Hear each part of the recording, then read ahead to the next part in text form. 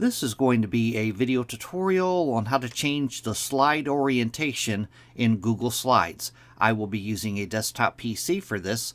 Let me jump over to my browser here.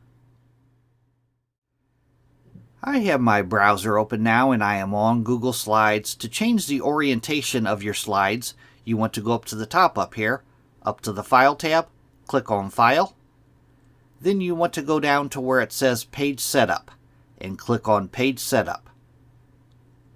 In the little dialog box that opens, there is a drop down here.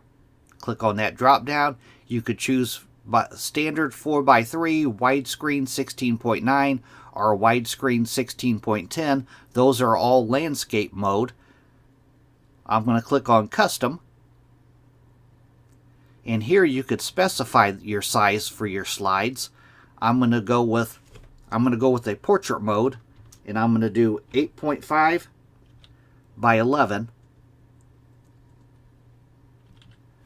And off to the right here, you could choose between inches, centimeters, points, or pixels. I'm going to leave mine on inches.